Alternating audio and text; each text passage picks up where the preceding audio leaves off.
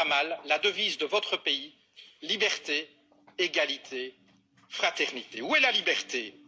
Lorsque vos citoyens peuvent être surveillés, assignés à résidence et perquisitionnés sur de simples soupçons de la police. Où est la liberté lorsque des policiers armés débarquent au petit matin pour arrêter un groupe de jeunes dont le seul tort serait d'avoir occupé pacifiquement un chantier? Ma fille en était. Elle fut emmenée devant son fils de 2 ans, loin de chez elle pour subir pendant toute une journée un interrogatoire. Dans votre France, l'état de droit garant de nos libertés s'éloigne jour après jour. Liberté, égalité. Où est-elle l'égalité lorsque vous imposez toujours plus de précarité aux travailleurs alors qu'en même temps, vous faites des cadeaux fiscaux aux plus riches, ceux que vous aimez appeler les premiers de cordée? Votre foi en eux est inébranlable. Mais voyez-vous, ce qui définit la cordée, monsieur Macron, c'est la corde. C'est elle qui permet d'adapter la vitesse du premier de cordée aux besoins du groupe. C'est elle aussi qui empêche les derniers de cordée de tomber au ravin. Mais dans nos sociétés, monsieur le Président, cette corde n'existe plus. Les riches s'enrichissent, les classes moyennes stagnent et se précarisent, et les plus fragiles sont abandonnés à leur sort. Liberté, égalité, fraternité. Est-ce au nom de la fraternité que vous vendez des armes à des régimes qui les retournent contre leur propre population ou contre leurs voisins? Où est-elle cette fraternité lorsque votre police lacère tente ses sacs de couchage de migrants? Procédures expéditives, recours non suspensifs, détentions administratives, voilà les ingrédients de votre projet de loi sur l'asile et l'immigration. Contenir et refouler plutôt qu'accueillir des êtres humains en exode forcé. Liberté, égalité, fraternité, au pays de l'accord sur le climat, je rajouterai un 4e terme, durabilité.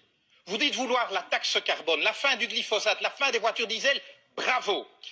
Mais vous restez en même temps un ardent promoteur des traités actuels de libre-échange et pire encore du nucléaire. Alors, vous avez permis, contrairement à votre prédécesseur, l'adoption par l'Union européenne d'une définition totalement laxiste des perturbateurs endocriniens. Alors, vous avez eu le courage de mettre un terme à ce projet insensé d'aéroport à Notre-Dame-des-Landes, mais c'est pour dans la foulée, écraser dans la violence, les projets de celles et ceux qui inventent depuis des années une manière différente de vivre. Monsieur le Président, un livre vous dit philosophe. Il affirme qu'aucun de vos mots n'est le fruit du hasard. Voici quelques mois que vous avez parlé des gens qui réussissent et des gens qui ne sont rien. Vous n'avez pas dit des gens qui ne font rien ou des gens qui n'ont rien. Vous avez parlé des gens qui ne sont rien.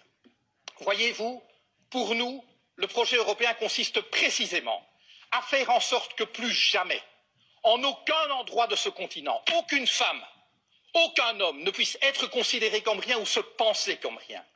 Car considérer des êtres humains comme rien, c'est permettre de leur faire subir n'importe quoi, et cela, nous ne l'accepterons jamais.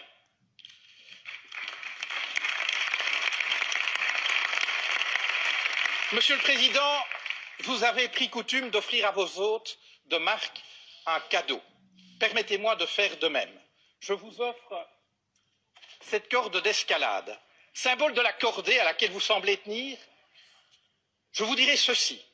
Chaque fois que vous ferez avancer la cause de la liberté, de l'égalité et de la fraternité en Europe, chaque fois que vous agirez pour une Europe plus juste, plus durable et plus démocratique, nous serons à vos côtés. À défaut, vous nous trouverez sur votre route. Je vous remercie.